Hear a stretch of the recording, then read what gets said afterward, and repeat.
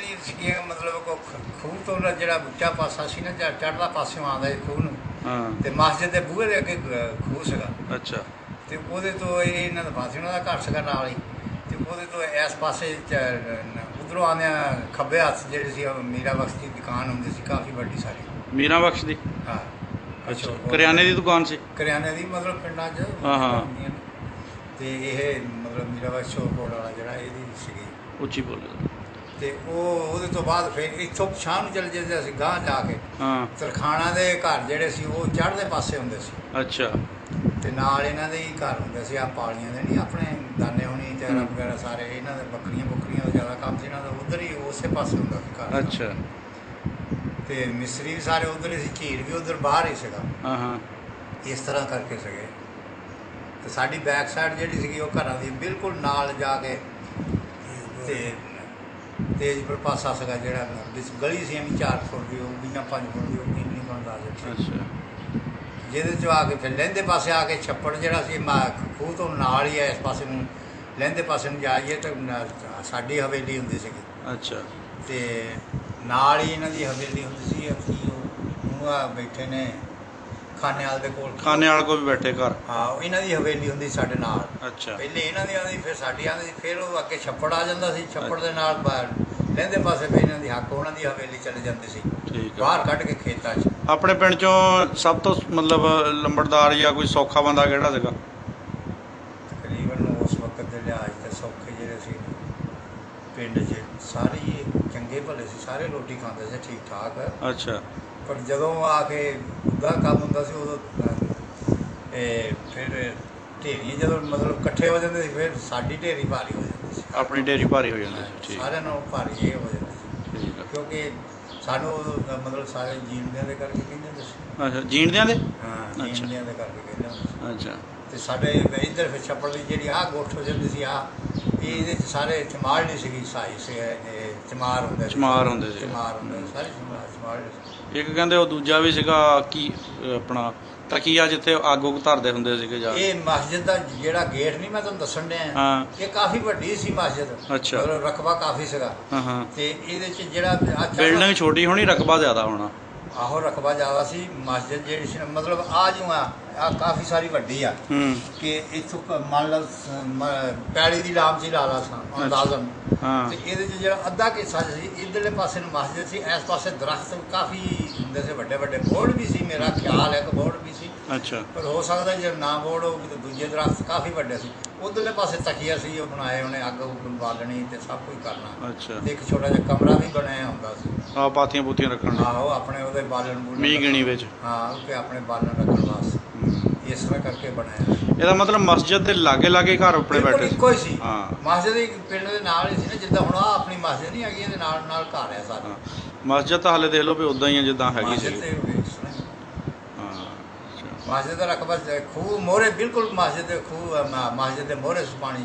ਗੈਰ ਮੁਸਲਮ ਤਾਂ ਨਹੀਂ ਸੀ ਕੋਈ ਵੀ ਰਹਿੰਦਾ ਉੱਥੋਂ?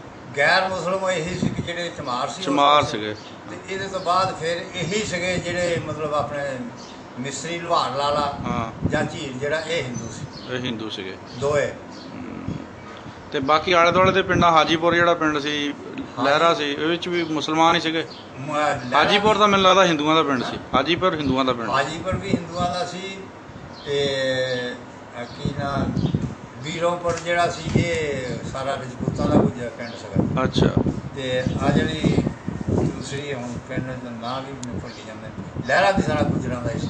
ਹਾਜੀਪੁਰ ਨਾਮ ਮੁਸਲਮਾਨਾਂ ਵਾਲਾ ਰੱਖਿਆ ਪਿੰਡ ਦੇ ਵਿੱਚ ਸਾਰੇ ਹਿੰਦੂ ਸੀ ਜ਼ਿਆਦਾ ਉਹਦੇ ਇਹ ਰਜਪੂਤ ਜ਼ਿਆਦਾ ਸੀ। ਰਜਪੂਤ ਆਓ ਵੀ ਹਿੰਦੂ ਹੋਣੇ ਰਜਪੂਤ। ਤੇ ਇਹ ਜਿਹੜੇ ਦੂਸਰੀ ਹੈ ਨਾਲ ਹੀ ਇਹਦੇ ਇੱਧਰਲੇ ਪਾਸੇ ਨੂੰ ਆਪਣੇ ਇਹ ਚੱਲ ਜਾਂਦੇ ਸੀਗੇ ਕੀ ਨਾਂ ਇਹਨੂੰ ਸਾਦੇ ਨੇ ਆਪਣੇ ਨਜ਼ੀਰ ਉਹਨਾਂ ਨੂੰ ਕਿਸੇ ਦੇ ਨੇ ਜਿਹੜੇ ਨਜ਼ੀਰ ਆਪਣੇ ਹੀ ਸ਼ਾਹਪੁਰ ਸ਼ਾਹਪੁਰੀ ਕਹਿੰਦੇ ਲੇਕਿਨ ਸ਼ਾਹਪੁਰ ਲਫ਼ਜ਼ ਆ ਮਤਲਬ ਇਸ ਸਾਈਡ 'ਚ ਚੱਲ ਜਾਂਦਾ ਸੀ। ਹਾਂ ਠੀਕ ਤੇ ਲਹਿਰਾ ਸਾਡੇ ਤੋਂ ਬਿਲਕੁਲ ਸਿੱਧਾ ਇੱਧਰ ਚੜ੍ਹਦੇ ਪਾਸੇ ਹੀ ਸੀ ਪਹਾੜਾਂ ਵਾਲੀ ਸਾਈਡ ਨੂੰ। ਹਾਂ ਪਹਾੜਾਂ ਵਾਲੀ ਤੇ ਜਦੋਂ ਲਹਿਰੇ ਤੋਂ ਗਾਂਹ ਚੱਲ ਜਾਓ ਫਿਰ ਪਹਾੜ ਹੀ ਕਿਸਮ ਦੇ ਚੱਲ ਪੈਂਦੇ ਸੀ ਨਾਲ ਪਰੇ ਤਾਂ ਹਿਮਾਚਲ ਪ੍ਰਦੇਸ਼ ਸ਼ੁਰੂ ਹੋ ਜਾਂਦਾ ਪਾਲੀ ਸਾਈਡ ਮਤਲਬ ਪਹਾੜ ਜ਼ਿਆਦਾ ਆ ਜਾਂਦੇ ਸੀ। ਠੰਡਾ ਇਲਾਕਾ ਸੀ ਆਪਣਾ? ਇਲਾਕਾ ਠੰਡਾ ਸੀ, ਰਸ ਵਾਲਾ ਮਤਲਬ ਰੇਤ ਜ਼ਿਆਦਾ ਸੀ। ਰੇਲ ਜ਼ਿਆਦਾ ਸੀਗੀ। ਹਾਂ। ਪਹਾੜ ਥੋੜੇ ਭਰੇ ਸ਼ੁਰੂ ਹੁੰਦੇ 20-25 ਕਿਲੋਮੀਟਰ ਜਾ ਕੇ। ਨਹੀਂ ਜਦ ਤੋਂ ਕਾਫੀ ਦੂਰ ਚੱਲ ਜਾਂਦੇ ਸੀ। ਉਹ ਲੇਕਿਨ ਦੇਖਣ ਨੂੰ ਨੇੜੇ ਲੱਗਦੇ ਆ ਨਾ ਦੇਖਣ ਨੂੰ ਥੋੜਾ ਇੱਥੇ ਤਾਂ ਜਰਾ ਚਨੋੜ ਵਾਲੇ ਪਾਸੋਂ ਇੱਥੋਂ ਲੈਲਪੁਰ ਨਿਕਲੋ ਤਾਂ ਭੈਣ ਦਾ ਪਹਾੜੀਆਂ ਦਿਸਣੀਆਂ ਸ਼ੁਰੂ ਹੋ ਜਾਂਦੀਆਂ।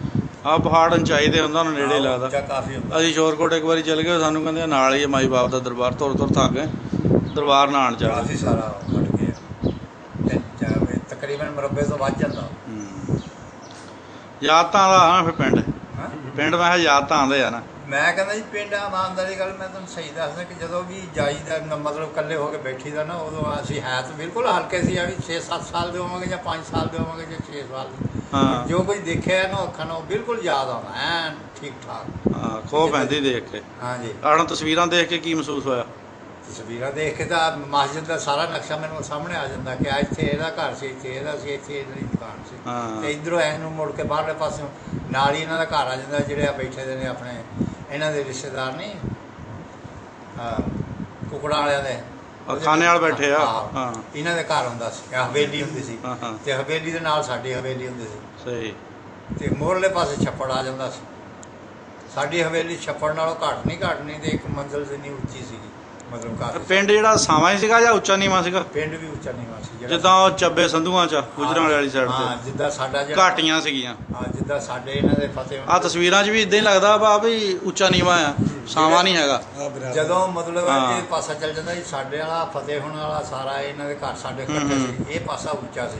ਅੱਛਾ। ਜਦੋਂ ਆਪਣੇ ਦਾਨੇ ਹੋਣਾ ਦਾ ਸਾਰਿਆਂ ਦਾ ਇਹਨਾਂ ਦਾ ਬਾਹਰਲੇ ਪਾਸੇ ਨੂੰ ਦਾਨਾ ਗੰਡਾ ਸਿੰਘ ਵਾਲਾ? ਹਾਂ ਦਾਨੇ ਪਾਲੀ।